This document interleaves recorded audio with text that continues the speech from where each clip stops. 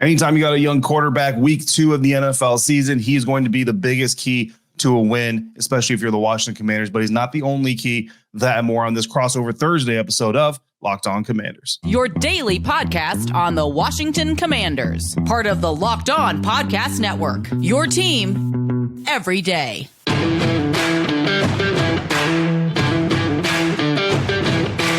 Welcome, Commanders fans, to this Thursday episode of Locked On Commanders, your daily podcast covering the Washington Commanders, part of the Locked On Podcast Network, your team every day. Thanks so much for making Locked On Commanders your first listen every day. And don't forget that you can subscribe for free on YouTube or wherever you get your podcast, and you can continue this conversation with me by becoming a Locked On Commanders insider at joinsubtext.com/Locked On Commanders. Your first 2 weeks free. If you like it, stick around. If you don't, I appreciate you for trying it anyway. And then while you're trying it, you can text with me directly, your host, David Harrison, on Twitter at DHarrison82, credential member of the media, covering your Washington Commanders for CommanderCountry.com, a part of Sports Illustrated's FanNation, here with you every Monday through Friday, sometimes a couple additional days a week, along with our everydayers and everydayers and insiders. I appreciate your continued support for the episode. Here with us today is Sarah Bettinger of Locked On Broncos. So let's get this crossover Thursday fired up. Welcome into Crossover Thursday. This Crossover Thursday episode between Locked On Broncos, Locked On Commanders is brought to you by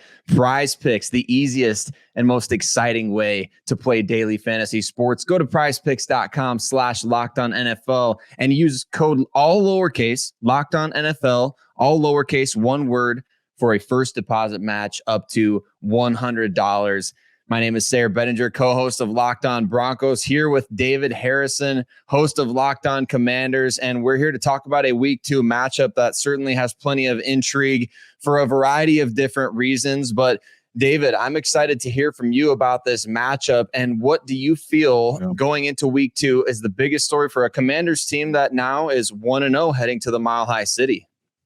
Yeah, I mean, the biggest story going on around this team is the health status of Chase Young, right? The defensive end, he had his fifth-year option declined by the Washington Commanders for a multitude of reasons. Some of it is obviously injury-related, right? Tore his ACL in the middle of the 2021 NFL season and wasn't able to come back till almost the end of the 2022 NFL season. Really only got a few games in to really kind of show that he was back and healthy. So then we come through this whole offseason and, they've got a decision to make. And you go back to even before he got injured in 2021, 8.5 games into the season when he got hurt, he had a sack and a half. So it's not like the production was really through the roof anyway. So a lot of questions from a production standpoint, from a health standpoint. There's just too many things kind of left hanging for the Washington Commanders to feel comfortable picking up his fifth-year options. So they decline that, and that leads to an entire remaining offseason. We had trade talks before the NFL draft anyway.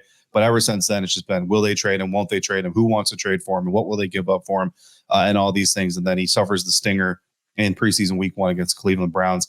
And we haven't seen him, take full contact since. And that's a long time to recover from a stinger when some guys can come back in the same game that they suffer a stinger. You know what I mean? So every injury is different. It's just with Chase Young, it seems like every injury that he suffers, the difference between his and everybody else's is he takes longer to come back, and that's not the way you want to be unique in the National Football League. Ruled out, obviously, for week 1, but there are reports already surfacing that the team hasn't confirmed, but the belief is that he's not going to be ready for week 2 either.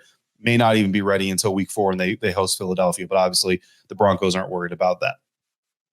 Right. And I think going up against that Commanders defensive front is going to be a focus for every team this season, regardless if he plays or not, right? There's so much talent there for that group. And I think injuries, obviously a major storyline for the Denver Broncos once again this year, but truly the biggest story going into week 1 is for, I think, everybody in Broncos country, is this the same team all over again, right? They have the same exact final score as they did last year in week 1 against Seattle, 17-16, losing with some kicking issues mixed in there, maybe a little bit less from Russell Wilson than you needed in the second half. Obviously, Sean Payton taking over the Denver Broncos. I think a lot of fans want that overnight success, right? They want to see what Peyton Manning brought to the team in 2012. But even that team, David, I think people got to remember, they started off almost 2-4 if they would have not come back against the Chargers there in the second half of an incredible Monday night game. So that's really the biggest story for the Denver Broncos. Is this the same team, just a different coach, a high profile coach, a coach who's coming out here saying a bunch of stuff and, talking like, man, things are going to be so much different. The culture is changing. We're doing things a different way. We got guys running around the building if they have pre-snap penalties in practice. And I don't know how serious he is about all those things, but you kind of tend to take Sean Payton at his word these days. I'm interested from your perspective as you see, obviously, the Commanders going through a quarterback change, which Broncos fans definitely familiar with. It's interesting. The biggest story going into week 2 for the Commanders is still Chase Young, despite the fact they started off this era of new ownership with a victory. Obviously, Sam Howell coming in and playing well in the fourth quarter. Let Broncos fans know, kind of, because Broncos fans really liked Sam Howell coming out. Before Russell Wilson came along, there was the pre-draft excitement. Tell Broncos country how Sam Howell's looking, and of course, obviously, Commanders fans, what your impression was in week 1. Yeah, no, I'm glad you brought that up because Chase Young is the biggest storyline around here, but the biggest story that's going to impact this game is absolutely quarterback Sam Howell and what he does in week 2 to follow up from week 1. And when you talk about a young quarterback getting his first start as the starting quarterback of the Washington Commanders, right? Obviously, he had to start last year against the Dallas Cowboys in week 18. It looked pretty good there. I think he surprised a lot of people. So then you go through the entire offseason program, training camp, preseason as the guy, and then you come into here or into week 1 and it was sold out FedEx Field going up against the Arizona Cardinals. It was kind of like this perfect storm mixture of just very, very high expectations for Sam Howell and what he was going to be able to do. And the reality of it is, whether it was a little bit of weather, a little bit of pressure, a little bit of nerves, some of the excitement kind of weighing in, I think a lot of people can kind of forget that with all the excitement surrounding the Washington Commanders after the sale of the team and, the legends are coming back and all that, that also carries a little bit of pressure on the team to now deliver for all that excitement, right? Because now if the excitement fades, it's not going to be blamed on the owner. It's not going to be blamed on even a poorly constructed or maintained stadium. It's going to be blamed on the players on the field. So for a young quarterback, that's a very, very stressful situation to be in. And I think some of that pressure got to Sam a little bit early on.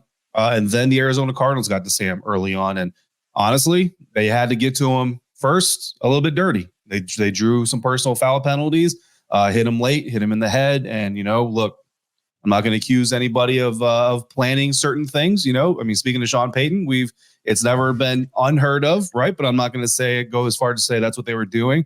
But it looked to us like the Arizona Cardinals were certainly looked to send a message to Sam Howell. That message appeared, honestly, to have probably gotten through. Hopefully other NFL teams don't take that as a cue and continue to kind of bring this dirty approach towards rattling Sam Howell. But the good thing that you like from this team is Sam Howell, didn't necessarily come back and lead this team to victory in the sense of having this just immaculate quarterback bounce back second half. But what did happen is you had a coaching staff, Eric Bieniemy specifically on the offense, and Ron Rivera helping make those decisions, understood the situation they're in. The weather is poor. Our quarterback is not doing great in his first start this season. We've got an amazing defense. And let's be honest, that Arizona Cardinals team over there doesn't look all that good. So they ran the ball a lot more in the second half than they did in the first, a lot more than they passed in the first. Sam Howell ends up getting his first rushing touchdown of the season as well on a broken pass play. And they basically just said, look, we don't need to come out here and blow this team away. There's no AP rankings. There's no voting to talk about. It's just wins and losses. So let's do what's best to get this win, get out of here, break down the film, learn, get better, and come back.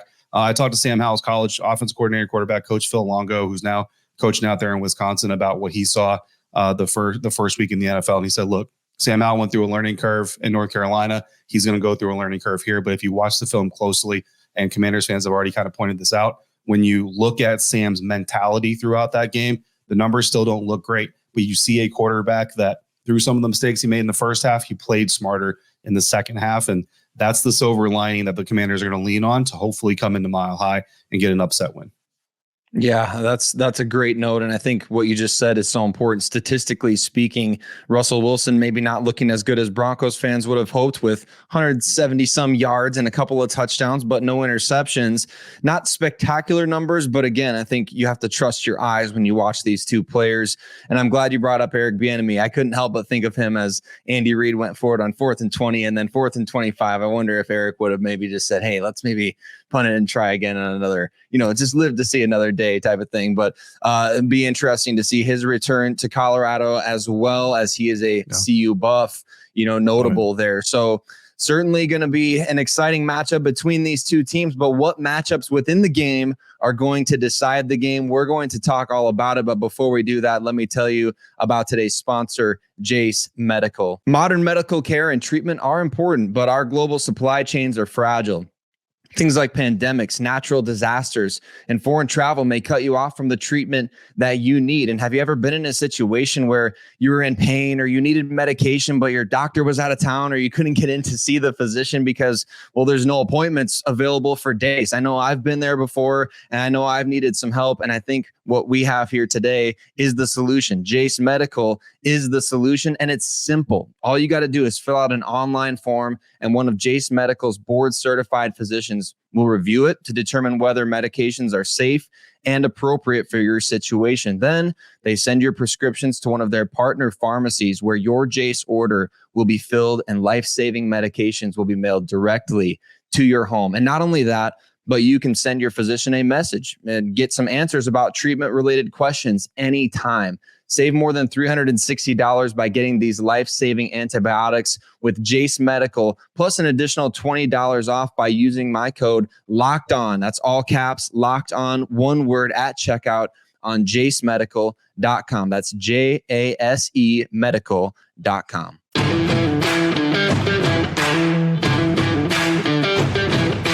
We're going to talk about matchups that are going to decide Broncos and Commanders this coming weekend, week 2 of the 2023 NFL season. But before we do that, we got to give a huge shout out to every single one of you everydayers out there that make Locked On Commanders or Locked On Broncos your first listen of the day every single day right here on the Locked On Podcast Network, where you can get your podcast free and available anywhere, as well as you can watch us on YouTube. So we appreciate you all making us part of your day every single day, however you choose to do so. David, I love when people join on the treadmill, on their way to work or on their way home. It's always great. So thank you so much to all of you that participate and join in the discussion. We appreciate every single one of you. Let's talk about some matchups that could decide this game. And I want to get your take on one of these here, David, that I wrote down for the Broncos when they're on offense and the Commanders when they're on defense. The Denver Broncos offensive line got a really good test in week 1 from the Las Vegas Raiders and Max Crosby, who we know one of the star players off the edge in this league. I think we can agree. But the Commanders are a different beast. They bring pressure at all different angles, whereas the Raiders maybe just have one prominent guy off the edge. Now you've got guys coming from the inside, the outside. You got waves of pass rush coming from Washington's defensive side. Denver's offensive line versus the Commanders' defensive front, I think, is one of the key matchups that could end up dictating who wins this game. Oh, absolutely. I mean, for the Washington Commanders, I think you just hit the nail on the head. That might be the most important matchup on their side. Like, if the Washington Commanders come out with a victory, I think you have to walk out of Denver saying that the defensive line really impacted the game. And, I think Deron Payne made a huge name for himself last year coming into a contract season. The Commanders were willing to pay him, but they said, look, we want you to prove it. We want you to show us that you're worth the money that you're asking for. He came in and gave him 11.5 sacks. Montez Sweat is in a contract year. He wants a new deal. He's in basically the exact same boat. And in week 1 against Arizona Cardinals, he comes in with 1.5 sacks. So already a really great start to his season. And then don't forget about John Allen. It's funny, in the media room, we talk about a lot. Like, it seems like Jonathan Allen's kind of the forgotten guy because he's just kind of the quiet leader, dad figure, father figure of the Washington Commanders defense, where he just comes to work, takes care of business, goes home. You know what I mean? Like, he doesn't really flash a lot. He doesn't really dance a lot. He doesn't really talk a lot. But the thing that really stood out in the game against the Arizona Cardinals is there were multiple reps where the Arizona Cardinals tried to get out on the edge in their running game to try to get away from some of those guys. And they were predictably running towards the spot that Chase Young would normally, occupy, trying to see if James Smith-Williams, his backup, and Casey Tuhill, a guy who kind of helped rotate in there, could hold that spot. And those two guys have done well in the past without Chase Young in the rotation. So there's a lot of confidence there too. But you can't blame, the Arizona Cardinals for testing that edge. I think the Denver Broncos are going to want to test that edge as well. The problem is the way that the Cardinals were doing is they were pulling a guard and then they're trying to get their center to trap down and block down on John Allen. But he's so quick off the line that he's right behind that pulling guard, and that center has no opportunity to do his job. And it's almost impossible to ask a center to snap the ball and get out of his stance and get to John Allen before John Allen is getting into the backfield So it's going to be really interesting to see how the Denver Broncos approach this thing. You almost want to say put two backs in the backfield and have your fullback actually crash down to where that pulling guard is going instead of asking your center to fill that hole, because that's the only chance you're really going to have of meeting John Allen in the hole.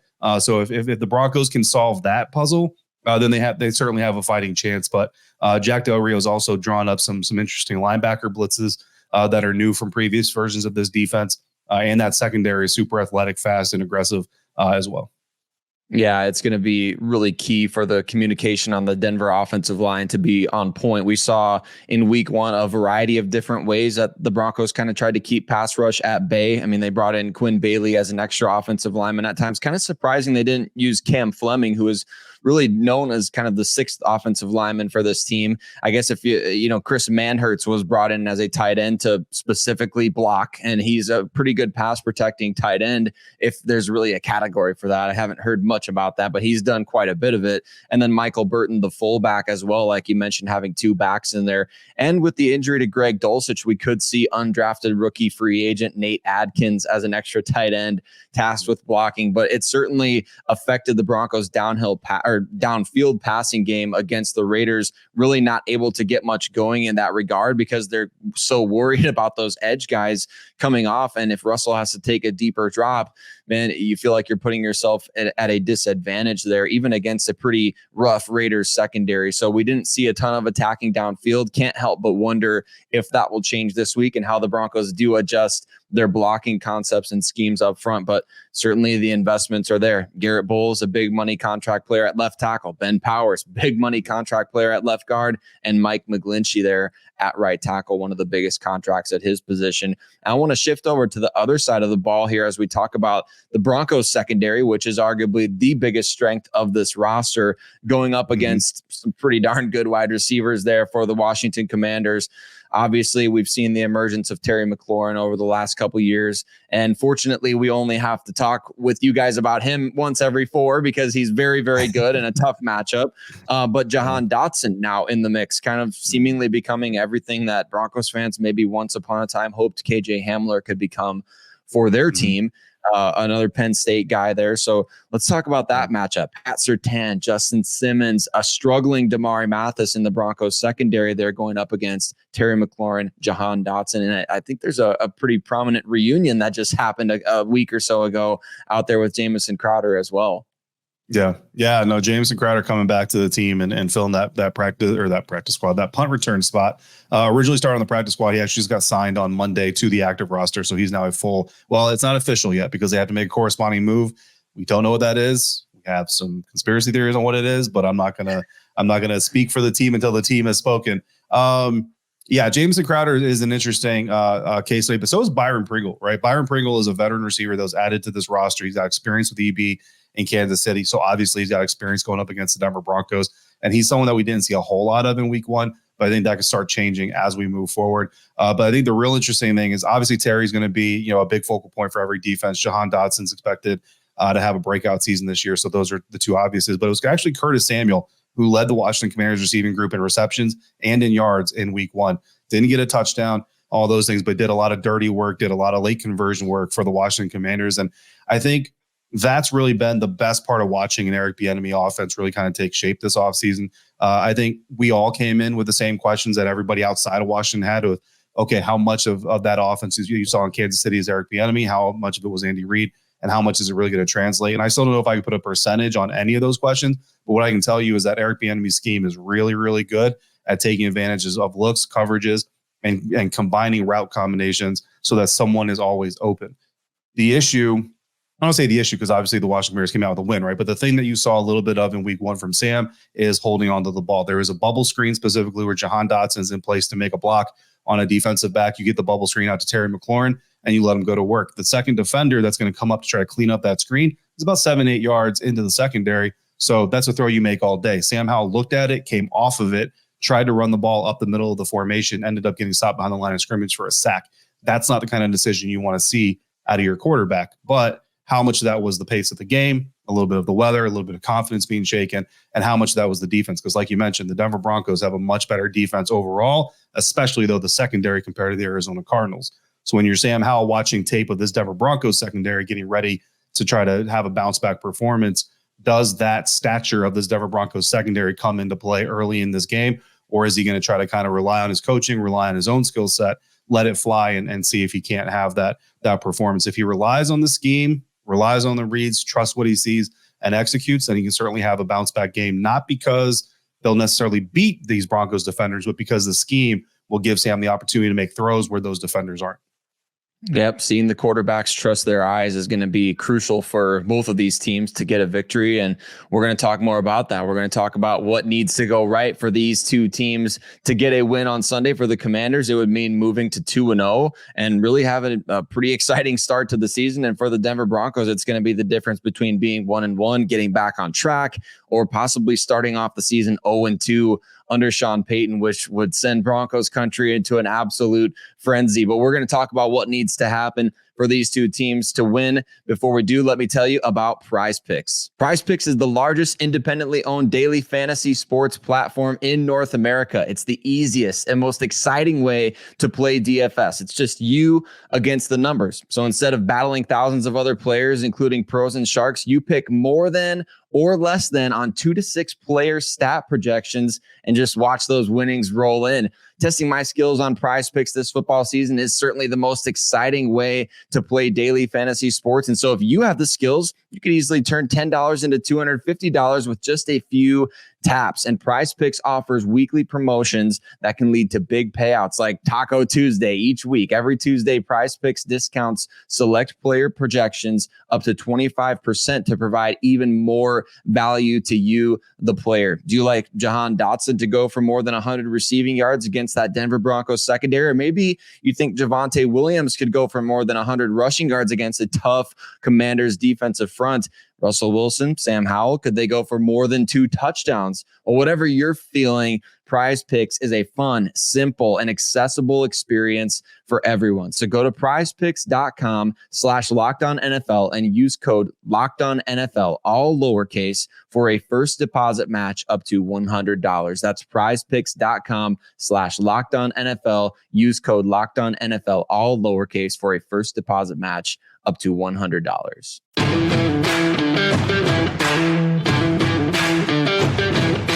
What do these teams, the Commanders and the Denver Broncos, what do they got to do to get to a win? David, I want to throw it to you first here because I know obviously there's a lot of different factors that go into this, but what do you think it is? If you have to boil it down to a couple of things here, what do the Commanders have to do to go into the Mile High City and get a win against Sean Payton and the Broncos? Protect the quarterback, and I know a lot of people are out there going to say, no, duh. Thanks for the expert analysis. You know what I mean? But when you look at this matchup specifically, the Arizona Cardinals hit Sam Howell legally. So they hit him more when you count the illegal hits. They hit him legally 12 times in that first week. The Denver Broncos defense hit Jimmy Garoppolo 3 times total the entire game. That's the number that the Washington Commanders need. And I say protect the quarterback because it's not just on the offensive line. We actually did a breakdown. I think pretty much everybody in Commanders media, I know that Ben Standig of The Athletic did a breakdown of every sack, who to blame, who's responsible, all that stuff. And it basically came out for me, and I think for Ben as well, a 50-50 split. 3 of those sacks were on Sam Howell. 3 of the sacks were on the offensive line. And then you got all the hits in between that come in with it. And Sam Howell's got to make better decisions. Ron Rivera told us on Monday that he needs his quarterback to not be taking unnecessary hits. A lot of those sacks that we saw on Sunday were him trying to run the ball, and there's sacks because he's getting hit as he's going out of bounds, a shade behind the line of scrimmage. So there's really there's a couple of 0-yard sacks on the docket. Those are hits that Sam Howell is taking for literally no reason. Throw the ball away. It's the same down and distance, only you didn't take a hit. And we don't care about the stat box. We care about your health. So Sam Howell needs to be smarter there as a young quarterback. He's trying to do a lot, trying to be athletic, which I think is something that he can use that the Broncos didn't see against the Las Vegas Raiders. But again, your health is incredibly important because we all know this, right? If you're in the trainer's room, you're not on the field and nobody cares how talented you are at that point in time. So if this Washington Commanders offensive line can help protect Sam the way that the Vegas offensive line helped protect Jimmy, and if Sam can be smarter, like a little bit more of a veteran quarterback like Jimmy Garoppolo was or is, then I think that's going to go a long way to keeping him secure, keeping him confident, and helping him navigate a much more difficult secondary than he saw in week 1. Yeah, I know Broncos country was absolutely getting driven crazy by the lack of overall pass rush, and understandably so, right? I mean, this is a team that has really prided itself. If that's, the franchise has been very good at getting after the quarterback. I guess you could date it all the way back to the 2006 year when Elvis Dumervil came in out of Louisville as a 4th-round pick and instantly became a hit off the edge for the Broncos. And that torch was passed, obviously, to Von Miller, and then DeMarcus Ware added to the mix. And then you've got Bradley Chubb, and just so many good pass rushers for the Broncos over the last decade and a half.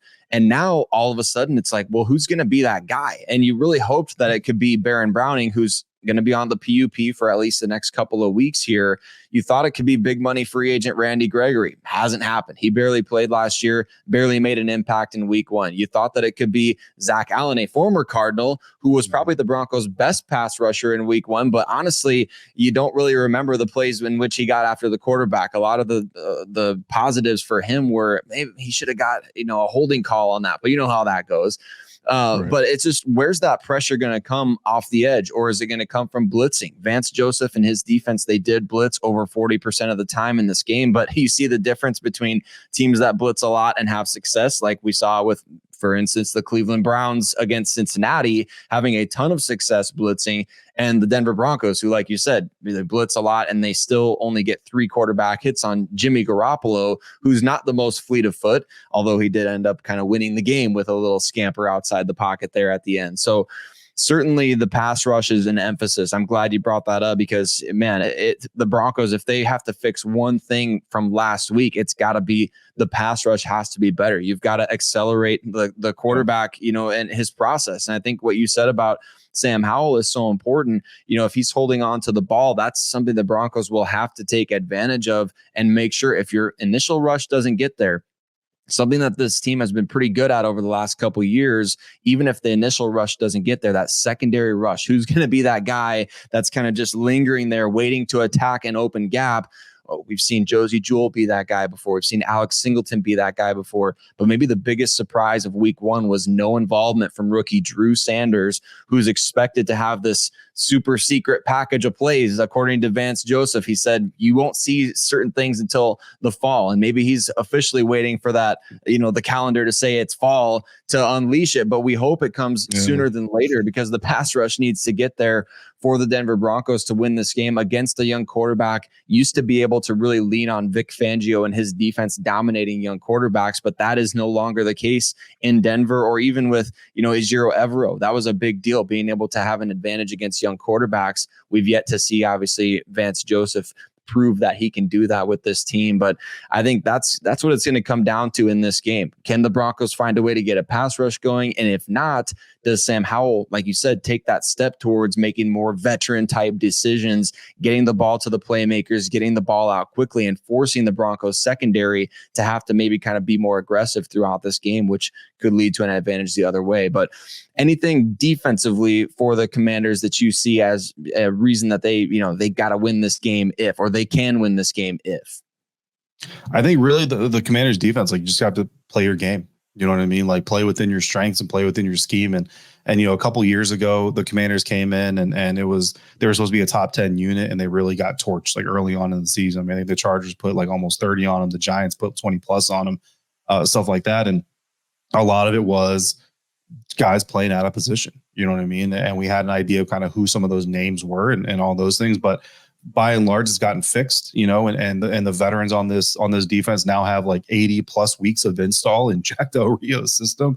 And that's a huge advantage for the most part. But then you also have some playmaking rookies out there like Emmanuel Forbes, who was able to get some PBUs in his first week of action. No interceptions, which he was disappointed in, but he was able to get some PBUs. Quan Martin as a Swiss Army knife, the safety out of Illinois, unfortunately, he's in concussion protocol. So we'll see, how that develops. He told me leaving the stadium Sunday that he feels fine, but I think, I don't know if you ever had a concussion, but I think when we all have concussions, we like to pretend it's really not that big of a deal because that's your brain. You don't want to sit there and say, man, my brain got rattled, So we'll see how that goes. But I think, they have a strong defense. And again, it's just playing within it because Russell Wilson, even for all the struggles he's had in Denver, he's shown throughout his career that if you make a mistake, if you over pursue, if you overplay your hand against a guy like Russell Wilson, he will make you pay for it. And even with all the mistakes and some of the struggles, you cannot if you're in the National Football League, forget who Russell Wilson has been and can be, because it's still in there. It's just, Sean Payton needs to get it out of him, and I for one am confident, just having covered the NFC South